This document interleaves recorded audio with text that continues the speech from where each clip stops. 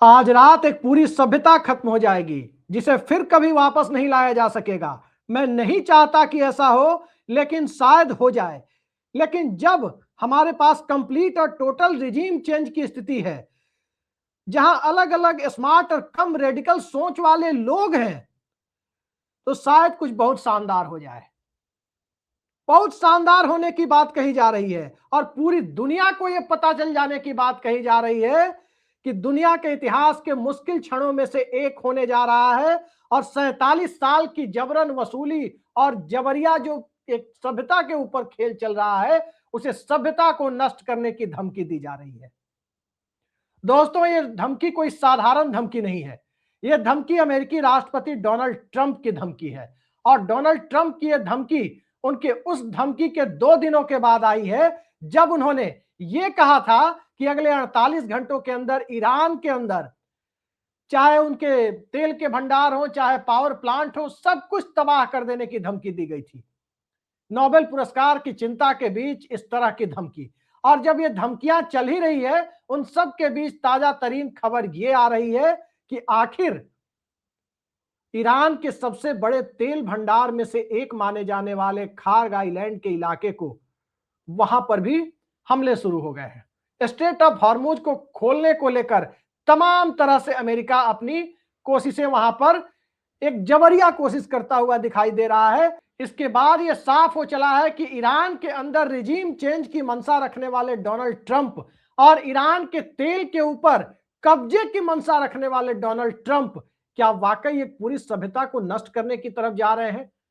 आज की रात क्या समूचे मध्य एशिया के लिए कयामत की रात बनने वाली है।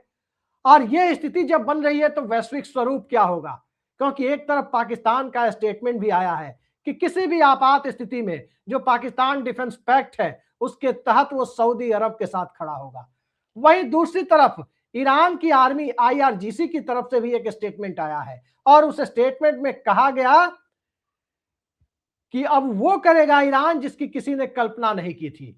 अब तक मित्र देशों के ऊपर बहुत सारी, पड़ोसियों के ऊपर बहुत सारी बातें ईरान कर रहा था कि वो वहां सिर्फ अमेरिकी बेस को निशाना बनाएगा। और अब कहा जा रहा है कि जो भी लोग अमेरिका के साथ खड़े हैं, अब वहां तमाम तरह की मुरव्वत का समय खत्म हो चुका है। वहीं दूसरी तरफ कतर अपनी चिंता जता रहा है, वैश्विक समुदाय अपनी चिंता जता रहा है। लेकिन सवाल यह है कि क्या विश्व समुदाय डोनाल्ड ट्रंप की इस धमकी के बाद भी मुंह में दही जमाकर चुपचाप बैठा रहेगा? ये कौन सी वैश्विक परिस्थितियां हैं जिसमें संयुक्त राष्ट्र संघ की तरफ से कोई बयान अभी नहीं आया ट्रंप की धमकी के बाद? और जब आज रात को एक बेहद खौफनाक मंजर की धमकी दी जा रही है, उस परिस्थिति में दुनिया किस तरह से देखेगी, वैश्विक ताकतें किस तरह से देखेंगी, और क्या वाकई एक सभ्यता को खत्म कर देने का अधिकार किसी देश को मिल गया है? कई लोग परमाणु हमले की आशंका भी जता रहे हैं। लेकिन क्या मौजूदा दौर में यह विश्व शांति के लिए एक अस्थायी खतरा नहीं होगा? इन तमाम सवालों पर चर्चा के लिए हम सीधे चलते हैं वरिष्ठ पत्रकार और अंतर्राष्ट्रीय मामलों के विशेषज्ञ ओंकारेश्वर पांडे जी के पास। ओंकारेश्वर जी, बहुत बहुत स्वागत है आपका हमारे इस यूट्यूब मंच पर। और सबसे पहले हम ये आपसे जानना चाहेंगे कि ट्रंप की इस धमकी के बाद वैश्विक स्वरूप आपको किस तरह का दिखाई दे रहा है? इस तरह की धमकी एक लोकतांत्रिक ढंग से चुना गया नेता विश्व के किसी देश को पूरी सभ्यता को खत्म करने की धमकी देते हुए नजर आए, कैसे आप देखते हैं इसे? देखिए, पूरा विश्व सकते में है एक तरह से कि क्या इस तरह की धमकी भी दी जा सकती है आज के युग में, जहां हम मानवता और समानता दोनों की बात करते हैं। आज के जो UN charter, global world order और तमाम तरह की जो बातें होती हैं एक दूसरे के ऊपर समान अधिकार की और उसकी, ऐसे में इस तरह के कितने भी डिस्प्यूट हों और कुछ भी चीजें हों, क्योंकि आप किसी कबीले से तो लड़ नहीं रहे हैं, एक पूरी कंट्री, एक पूरी सभ्यता, आप खुद कह रहे हैं कि एक सभ्यता का नष्ट हो जाएगा। क्यों भाई, इसके लिए वजह क्या है? और क्या इसके लिए कोई एक ही कंट्री निर्णय लेगा, एक ही देश कोई ऐसा तय करेगा? तो ये तो जो गजब की धमकी है, पूरी दुनिया इसमें खामोशी से देख रही है। और बहुत सारे लोग जो हैं इस आश्चर्य में भी हैं कि क्या दुनिया के देशों को इस तरह से ही देखना चाहिए, या कम से कम बीच बचाव बातचीत दोनों तीनों पक्षों से बात करनी चाहिए? क्या करना चाहिए, क्या होना चाहिए? आप अगर खामोश रहते हैं और इस तरह की लड़ाइयां देखते रहते हैं, तो या तो आप उसमें भागीदार हैं, या फिर आपने कहीं ना कहीं इनडायरेक्टली उसको होने दिया, प्रमोट किया। तो लेकिन अब सोच का एक तरीका ये भी है कि जो कहता है कि if the enemy is doing a mistake, let him do the mistake. अगर कोई जी गलती कर रहा है तो उसको करने दो। ये वैसे ही है जैसे ट्रैफिक पुलिस को आप हमेशा देखेंगे कि सिग्नल के उस पार खड़ी रहती है, कि आप हम्म सिग्नल तो पार करिए, फिर उसके बाद आपकी गाड़ी रोक ली जाती, कभी हम्म भी इस पार नहीं खड़ी होती। तो मुझे ऐसा लगता है कि रेड लाइन के इस पार खड़े हैं ट्रंप, अपने जी वर्ल्ड ऑर्डर के रेड लाइन पे, और आप जी क्रॉस करने की तैयारी में हैं, उसकी धमकी दे रहे हैं। अगर क्रॉस करेंगे तो सारी दुनिया आपसे पूछेगी सवाल कि इसकी क्या औचित्य, इसका क्या है, इसका क्या मतलब रिपरकशन है, और कुछ भी। तो मुझे ऐसा लगता है कि और ये शांति नहीं रहेगी उसके बावजूद। आप सोचिए कि अगर आपने जैसा कहा है पूरे सभ्यता को मिटा दिया, उसके बाद जमीन तो वही होगी। मान लीजिए जी 10-20%, 50% लोग बच गए वहां के पॉपुलेशन में, तो फिर उसी कंट्री से आपको बातचीत पर आना पड़ेगा, या क्या आप वहां जाके शासन करेंगे? ये जो चीजें हैं, ये सिर्फ टेबल टॉक्स पे ही आके तय हो सकती हैं। तो हम्म बातचीत, युद्ध से पहले और युद्ध के बाद जब आपको वार्ता की मेज पर ही आना है, तो क्यों नहीं टॉक्स को ही ज्यादा प्राथमिकता दी जाए। आज पूरा हम्म, विश्व इस चीज को देख रहा है कि ये किस तरह की बातें हैं, किस तरह की धमकी है, और इसके नतीजे क्या होंगे। विश्वव्यापी नतीजे होंगे इसके, मानवता पर नतीजे पड़ेंगे। मान लीजिए आपने उस पर न्यूक्लियर बम फेंका और किसी थर्ड कंट्री को भी उसमें इंटरवीन करने का वो उसने निर्णय कर लिया, तब तो ये एक जी तृतीय विश्व युद्ध की शुरुआत हो जाएगी। ये एक बहुत जी गंभीर विषय है। मुझे लगता है कि आज की रात सिर्फ इसी बात का नहीं है कि वो वहां पर अटैक हो, बल्कि इस बात का भी है, एक एक तरह से मैक्सिमम प्रेशर जो है ईरान पर डालने का है, कि ताकि वो किसी भी तरह से बातचीत की मेज पे आ जाए। ये भी बड़ा आश्चर्यजनक है। आप लड़ रहे हैं और चाहते हैं कि वो बातचीत कर ले, वो डील कर ले। जी अगर ये डील ही करनी थी तो बातचीत से पहले जो डील हो रही थी उसी को थोड़ा एग्रेसिव और वो करना चाहिए था कि भैया डील ही कर लो। ये नहीं लड़ाई इस के बीच बाद में जो डील, सवाल आपने भी एक उठाया महीने है के कि बाद डील। नहीं नहीं जो बात आपने कही है ओंकारेश्वर जी, इसमें एक बड़ी बात यह है कि अभी आपने कहा कि ईरान पर दबाव बनाने की कोशिश है, वो तो कई महीनों से चल रही है। लेकिन अभी तेहरान टाइम्स के हवाले से एक खबर आई है, और वो खबर दरअसल ये है कि ईरान ने बातचीत के तमाम, डायरेक्ट तो कोई लाजा वो तरीका था नहीं, इनडायरेक्ट रास्ते भी अब बंद कर लिए हैं, और जो होगा देखा जाएगा, मुकाबला करेंगे वाली स्थिति में खुद को लाकर खड़ा कर लिया है। ये तेहरान टाइम्स की खबर है। मैसेज का भी कोई भी लेन बिल्कुल देन ठीक रोक है, दिया गया है। बिल्कुल ठीक है। बीच में पाकिस्तान ने कोशिश की थी कि वहां पर टॉक्स हों, उसके उसके इस्लामाबाद में टॉक्स हों, और उसने कुछ 15 पॉइंट वो भी बना के पीस के लिए, डील के लिए पॉइंट्स बना के दिए थे। लेकिन उसको ईरान ने रिजेक्ट कर दिया। ईरान ने अपने 10 पॉइंट का वो एजेंडा जो है वो पीस के लिए भेजा है, और उसमें कुछ जी शर्तें बड़ी साफ साफ हैं कि भाई अगर आपने युद्ध किया है और नुकसान हुआ है, तो एक तो नुकसान की भरपाई हो, दूसरा इस बात की गारंटी हो कि अब दोबारा कभी भी हम पर अटैक नहीं होगा। इस तरह की जो शर्तें हैं, वो शर्तें क्या अमेरिका को मान्य होंगी, और क्या अमेरिका इस प्रकार के उस पर राजी होगा? क्योंकि हम्म दिखता ये है कि शर्तें जो कड़ी लगा रहा है, ईरान भी झुकने को तैयार नहीं है। और जिस तरह जी से इन्होंने सिविलाइजेशनल वॉर एक तरह से बना आपने लिया है। ईरान की बात की, ईरान की बात की, मैं आईआरजीसी का स्टेटमेंट आपको बता देता हूं। पड़ोसी जी देशों तक को उसने चेतावनी दी है जो अमेरिका को बेस मुहैया करा रहे हैं। उसने कहा है कि अब संयम खत्म हो गया है, हम अमेरिका उसके पार्टनर्स के इंफ्रास्ट्रक्चर को इस तरह से टारगेट करेंगे कि अमेरिका और उसके साथी सालों तक इस इलाके में तेल और गैस से दूर रहेंगे। अमेरिका के इलाके के पार्टनर्स को भी यह पता होना चाहिए कि आज तक हमने अच्छे पड़ोसियों के लिए बहुत ज्यादा संयम बरता है। ये ईरान का ऑफिशियल स्टेटमेंट है अभी आईआरजीसी का। बिल्कुल, बिल्कुल, बिल्कुल। और आप देखिए कि वो लगातार जो है, स्ट्रेटेजिकली हम जब ईरान में लड़ाई करने के लिए उतरते हैं तो हमारे लक्ष्य क्लियर होने चाहिए थे कि हमें क्या हासिल करना है, हम क्या हासिल करेंगे। क्या हमें सिर्फ सत्ता परिवर्तन या लीडरशिप का सफाया करके उसके बाद ईरान से हमें सब कुछ मिल जाएगा? क्योंकि लीडरशिप के सफाए के बावजूद ईरान में ना तो कोई क्रांति हुई, कोई इस तरह की जी लोकतांत्रिक जिसकी बात कही जा रही थी कि वहां जो लोग जो हैं सत्ता परिवर्तन चाहते हैं, किसी और को नेता बनाएंगे और उस नेता को जो है उसके साथ अमेरिका उसको अपनी, बल्कि अमेरिका ने साफ साफ कहा था कि मैं अपनी पसंद का नेता बनाना चाहता हूं। बहुत सारी हाँ बातें कहा था कि भाई अभी लोगों के लिए अवसर है, मौका है कि वो आए और इसको तेहरान पर कब्जा कर लें, एक तरह से सत्ता पर वहां कब्जा कर लें। ये बातें नहीं हुई। फिर ये भी कहा गया कि ईरान के सारे जो है मिलिट्री एसेट्स जो हैं और उसके बाकी इंपॉर्टेंट एसेट्स जो हैं खत्म कर दिए गए हैं, अब ईरान उठ नहीं पाएगा, ईरान की वायुसेना, नौसेना सब खत्म कर दी गई है।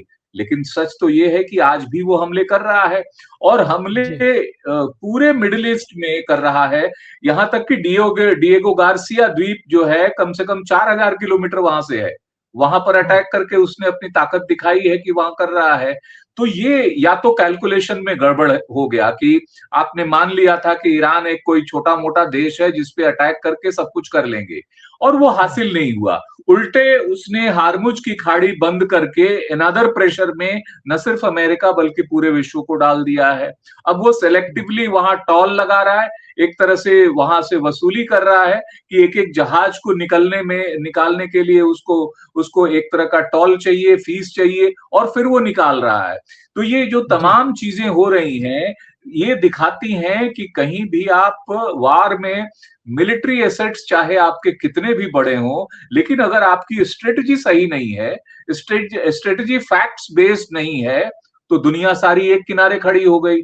अमेरिका के सबसे करीबी देश जैसे ब्रिटेन है, जो हमेशा लगता था बड़े भाई छोटे भाई की तरह दोनों हमेशा साथ रहते हैं, ब्रिटेन हम्म तक ने साफ साफ मना कर दिया। यूरोप के कुछ देशों ने तो मना ही नहीं किया बल्कि और एग्रेसिव होके पोस्चर्स लिए। इंटायर जी European Union, NATO, P5 countries के लोग इस तरह से अलग थलग पड़ जाना, वो मिलिट्री माइट का नुकसान नहीं है, वो आपका जी स्ट्रेटेजिकल नुकसान है, क्योंकि आपकी स्ट्रेटेजी गलत थी।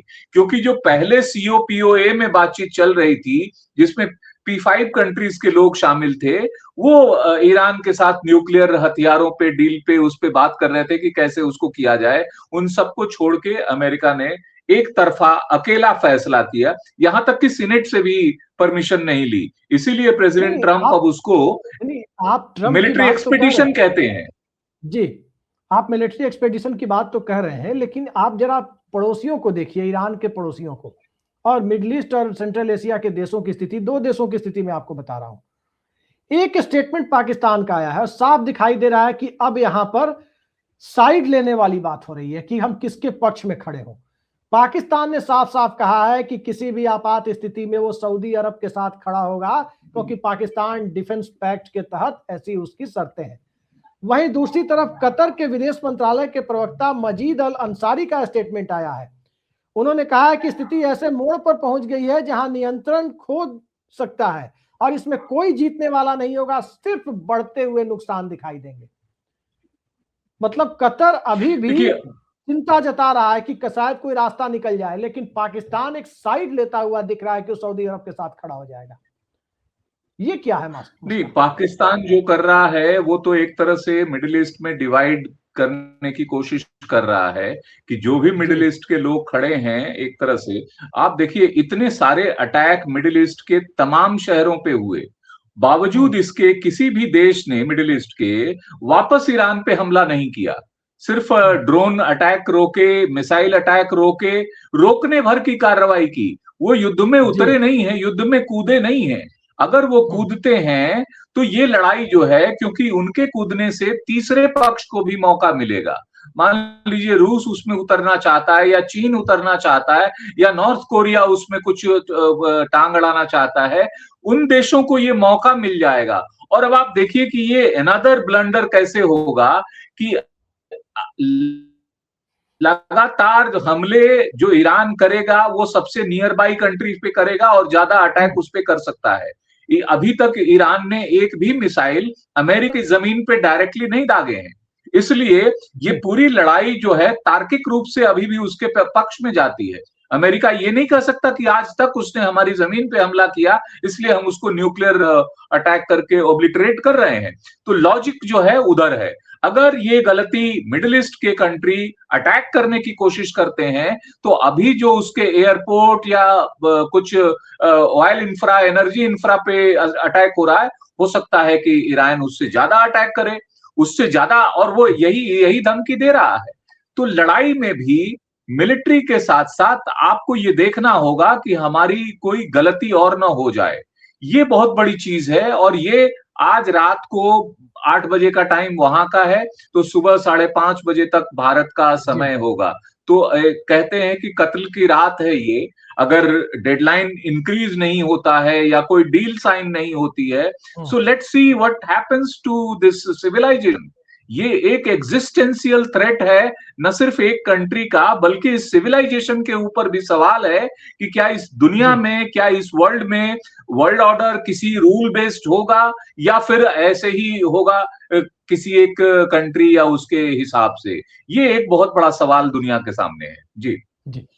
एक इससे बड़ा बुनियादी सवाल उभर के सामने आ रहा है सर, और वो सवाल ये है कि क्या स्टेट ऑफ हॉर्मुज पर अपना आधिपत्य जमाने में विफल रहे डोनाल्ड ट्रंप को, क्या ये व्यक्तिगत हार लग रही है कि ये उनकी व्यक्तिगत हार है, और उस व्यक्तिगत हार को उन्होंने एक पूरे वैश्विक परिदृश्य को एक खतरनाक मोड़ पर लाकर खड़ा कर दिया है?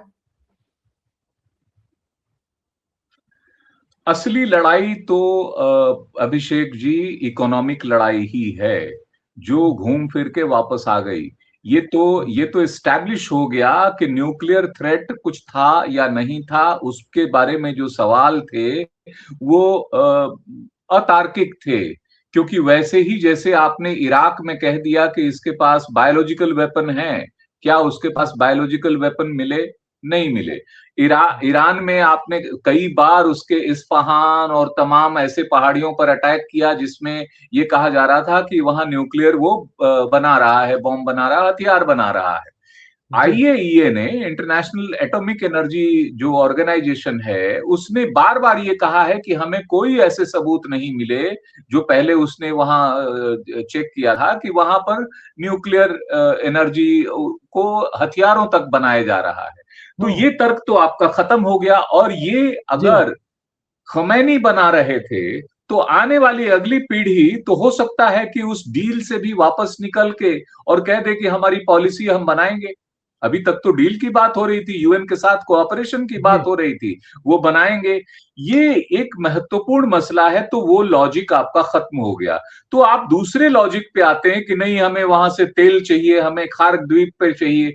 असल में खार्क द्वीप द्वीप जो है वो आइलैंड अंडमान निकोबार की तरह वहां से 25 से 35 किलोमीटर माइल्स अवे है, लेकिन बहुत इंपॉर्टेंट आइलैंड है, जहां से एक तरह का समझिए कि वहीं से 90 to 95% ऑफ ईरान का जितना ऑयल है वहीं से लोड होता है। कम से कम 10 शिप एक साथ लोड हो सकते हैं और वो सप्लाई जी।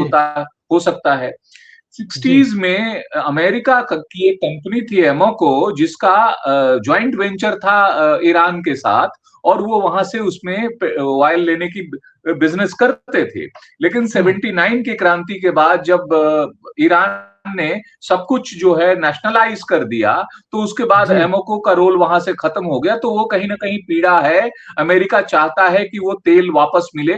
प्रेसिडेंट ट्रंप कह भी चुके हैं कि मुझे तेल में भागीदारी चाहिए, मुझे उसमें हिस्सेदारी चाहिए, मुझे उस पे खार्क पे कंट्रोल चाहिए।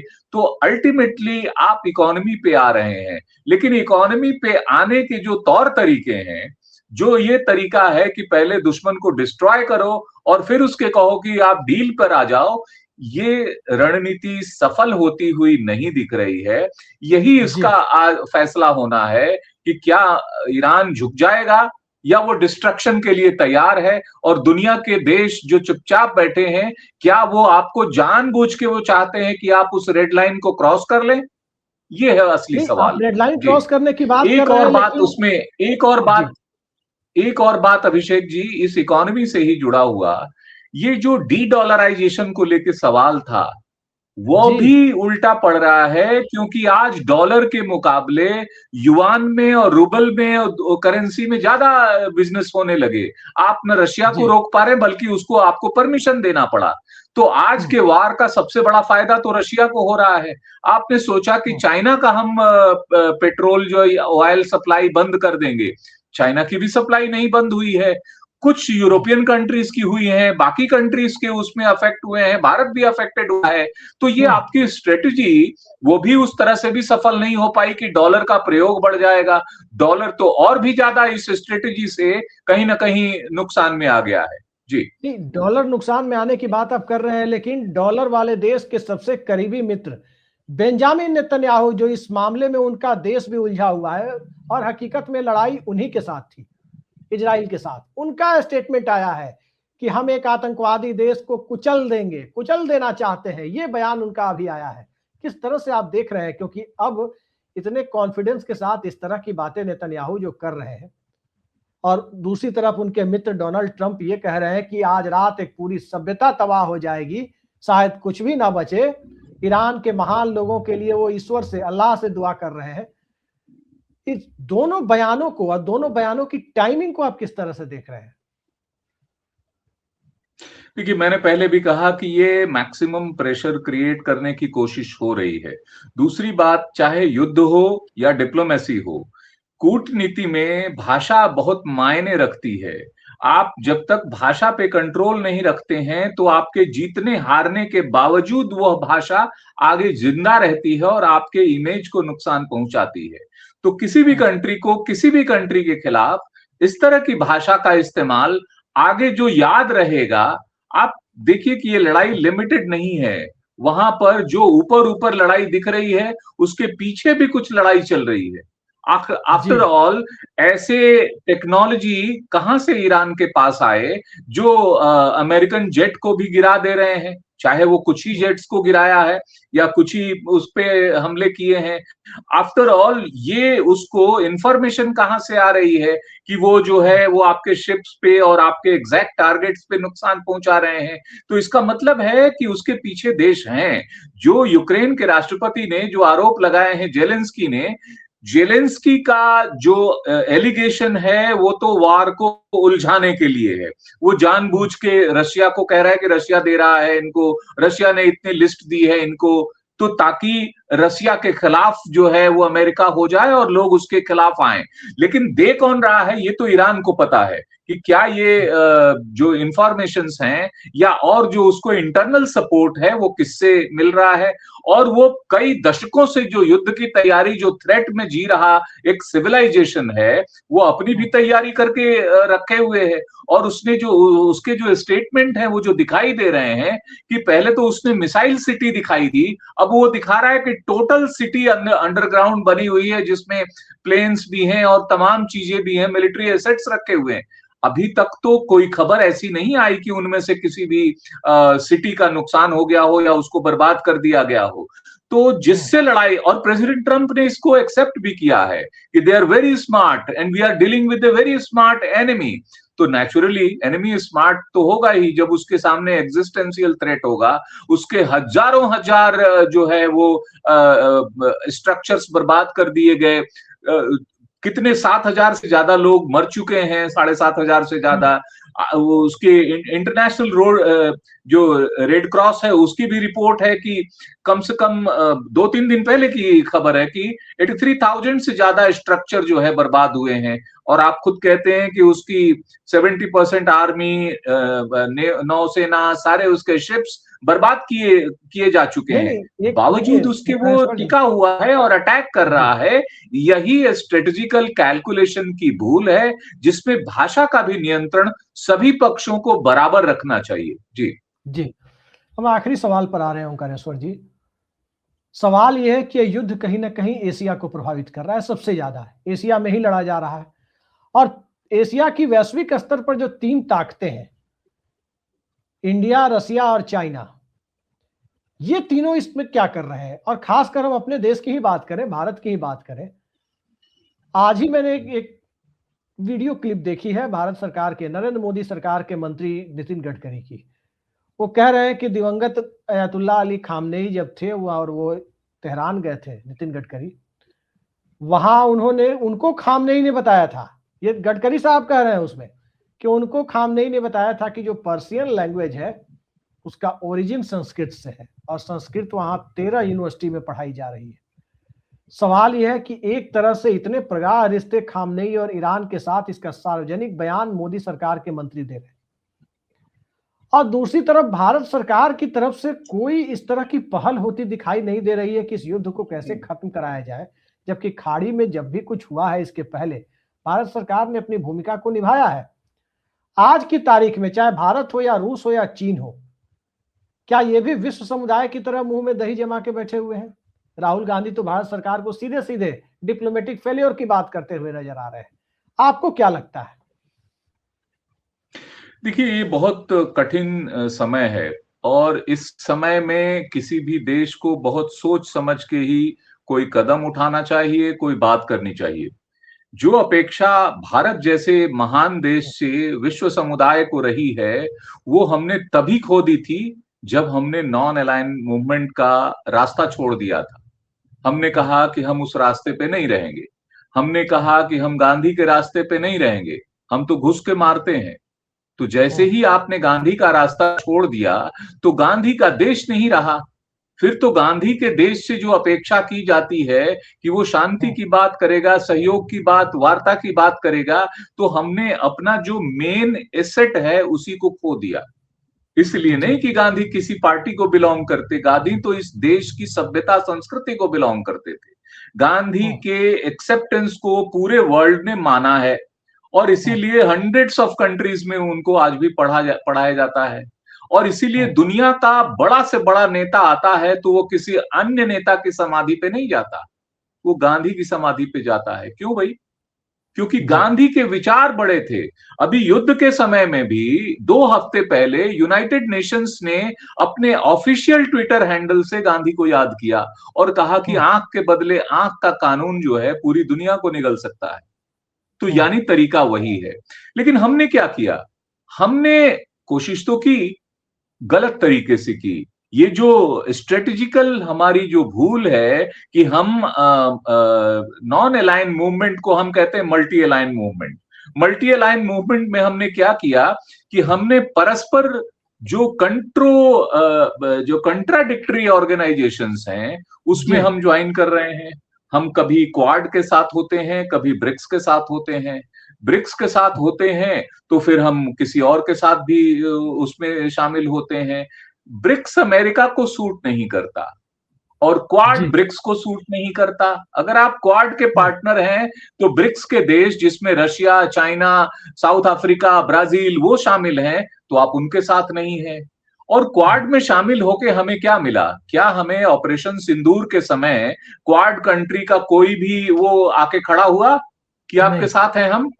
तो इसका मतलब क्वाड के कंट्रीज, मेंबर कंट्रीज अमेरिका के भी साथ नहीं खड़े हुए। ऑस्ट्रेलिया, जापान ये सब उसके मेंबर हैं, क्या वो आज अमेरिका की लड़ाई में उसके साथ हैं? तो क्यों नहीं साथ हैं? क्योंकि वहां भी फैक्ट बेस्ड, एविडेंस बेस्ड जो लड़ाई है वो तथ्यों पर नहीं, झूठ पर आधारित लड़ाई है, झूठे नैरेटिव पे आधारित लड़ाई है। तो झूठे नैरेटिव पे आधारित लड़ाई में कोई ब्लॉक आपके साथ नहीं हो सकता। फिर भारत जैसे ये देश को सबसे पहले ये देखना होता है कि हमारे आर्थिक जो वो है, हमारा इंटरेस्ट है, इकोनॉमिक इंटरेस्ट है, वो कहां से पूरा होता है, हमारे ऊर्जा की सप्लाई कहां से पूरी होती है। कह देना तो बड़ा आसान है कि हमने उसको डाइवर्सिफाई कर दिया, 40 देशों से हम मंगा रहे हैं। आसान है क्या 40 देशों से मंगाना? आज उसी रशिया से जिससे हमें डिस्काउंटेड प्राइस पर मिल रहा था तेल, आज हमें वो प्रीमियम वसूल रहा है। क्यों? क्योंकि हमने कहीं ना कहीं विश्वास खोया है। जिस समय वो युद्ध में पड़ा था हम वहां खामखा वार्ता में पहुंचे कि ये युद्ध का नहीं बुद्ध का समय है, ये ज्ञान देने। क्या वो 71 के वार में हमारे को ज्ञान देने आया था? फिर हम यूक्रेन भी पहुंच गए। तो दोनों तरफ से हमने किसी के लिए कुछ नहीं किया। ये नहीं थी, ये नॉन अलाइन मूवमेंट की ये पॉलिसी नहीं थी। आपको एक अलग अपनी गरिमा बना के और राष्ट्र का जो हित है उसको सर्वोपरि रखते हुए करना चाहिए था। उसी आप जी। देखेंगे कि उस घटना के बाद से पहली दफा रशिया ने पाकिस्तान के साथ मिलिट्री एक्सरसाइज शुरू कर दिए। तो हमने अपना एक जो इतना बड़ा दोस्त था, कम से कम P5 कंट्री में बार बार हमारे लिए वीटो लाने वाला, अमेरिका के सामने खड़े होने वाला एक देश तो था। अमेरिका जी। तो हमारा 1971 में भी दोस्त नहीं रहा। आज भी जो है वो ट्रेड डील के माध्यम से और तमाम माध्यम से भारत पर दबाव डालता है। चाबहार बंदरगाह से हमें वापस होना पड़ा या उसको छोड़ना पड़ा कि भाई वो नहीं चाहते हैं कि हम वहां पर शामिल हो। ईरान से हमारे तेल लेने बंद किए गए। जबकि प्रधानमंत्री मोदी जब वहां ईरान गए थे तो उन्होंने क्या कहा था कि ईरान के साथ हमारे सिविलाइजेशनल रिलेशन है, विच इज अ और फैक्ट। उसी यही सिविलाइजेशन सही को है। खत्म करने की धमकी दे रहे हैं ट्रम्प, और उस और मोदी सिविलाइजेशन को चुप है। खत्म करने की धमकी जब दी जा रही है तो हम खामोश हैं। जो नितिन गडकरी ने बात कही उसमें पूरी सच्चाई है। जो जिस समय हमारे यहाँ वेद लिखे जा रहे थे उसी समय वहां जेंड अवेस्ता का जिक्र आता है इतिहास जी। में। और जिस तरह से पारसियों की। हम अग्नि की पूजा करते हैं, जल की पूजा करते हैं, होम करते हैं, इन सभी चीजों का जिक्र जो है वो पारसी संस्कृति में भी आता है। और हमारे से उसकी लड़ाई कोई नहीं है। जब मिडिल ईस्ट के 57 मुस्लिम देश इकट्ठा होते थे कभी पाकिस्तान के खिलाफ, पाकिस्तान के पक्ष में, कश्मीर के खिलाफ, हमारे खिलाफ, तो ईरान वो देश होता था जो हमारे साथ खड़ा होता था, जी। हमारे फेवर में होता था। ऐसे देश को हमने वक्त पड़ने पर उसको छोड़ दिया है। तो ये जो स्ट्रेटेजिकल भूले हैं नॉन अलाइन मूवमेंट से मल्टी अलाइनमेंट मूवमेंट, और उसमें भी हम उससे भी आगे जाके कहते हैं कि नहीं नहीं हमारी तो पॉलिसी है ऑल अलाइन मूवमेंट की। तो ऑल अलाइन मूवमेंट में जब आप सबके साथ हैं तो यानी किसी के साथ नहीं है। ऑपरेशन सिंदूर इसका गवाह है कि हमारे साथ कोई खड़ा नहीं हुआ। तो कहीं ना कहीं आपको फॉरेन पॉलिसी को अपने मंत्रालय के भरोसे छोड़ना होगा। हम उन पर इम्पोज करें कि हम ये करेंगे, इससे बेटर है कि दे आर वेल ट्रेन्ड, वे they are well experienced, they know what is diplomacy, they know what will be the fall out of our actions. जी। So it had to be better dealt with the ministry only. हमने उसमें कहीं ना कहीं घालमेल किया है, इसी का ये नतीजा है। तो ये कोर्स करेक्शन करने वाली बात है। आज भी हमें देश को जो है, और जब आपको हाल में आपने देखा जब गैस की जब समस्या पैदा जी। हुई और 2 जहाज ईरान ने छोड़े हमारे, तो उसने साफ साफ कहा था कि हम इसलिए नहीं छोड़ रहे हैं कि आपकी पॉलिसी, बल्कि हम जानते हैं कि भारत के लोग ईरान के साथ उनके अपने संबंध हैं और उनके उनके मन में हमारे लिए एक विशेष वो है। उस दृष्टि से ईरान ने हमारे लिए वो जो जी। गैस का बिल्कुल। जहाज गैस से लदा हुआ था, जी। LNG गैस से, उसको वो रिलीज किया। जी। जी। बिल्कुल आप सही कह रहे हैं। और जिस प्रकार से ट्रम्प की धमकी पूरी दुनिया के सामने आ रही है, ये समस्या अब सिर्फ ईरान की नहीं है, ये समस्या सिर्फ मध्य एशिया या मिडल ईस्ट की, यानी मध्य पूर्व या मध्य एशिया की नहीं है, बल्कि ये समस्या अब वैश्विक समस्या के रूप में सामने आ रही है। ईरान एक देश और उससे कहीं ज्यादा एक 2500-3000 साल पुरानी एक बेहद ही समृद्ध सभ्यता है। और सीधे सीधे ट्रम्प अपने बयानों का दायरा जिस तरह से बढ़ाते चले गए और एक राष्ट्र के तौर पर ईरान की संप्रभुता का अतिक्रमण करते चले गए, उसके बाद तो ये साफ दिखाई देने लगा कि अब दुनिया को कोई ना कोई स्टैंड लेना था, एक मोरल स्टैंड लेना था। लेकिन उस मोरल स्टैंड में अब तक चुप्पी दिखाई दे रही है। पहले ट्रंप ने क्या कहा था? पहले ट्रंप ने कहा कि हम अस्थायी शांति चाहते हैं। फिर उन्होंने कहा कि हमारा मकसद वहां रिजीम चेंज करना है। फिर उन्होंने कहा कि हमारा मकसद वहां के तेल पर कब्जा करना है। और अब कह रहे हैं कि वहां की सभ्यता को बर्बाद कर देना है। आखिर ट्रंप धीरे धीरे आखिर इतने आगे बढ़ते कैसे चले गए? और किस अधिकार के तहत दुनिया का एक लोकतांत्रिक रूप से चुना हुआ नेता किसी सभ्यता को खत्म करने की बात कर सकता है?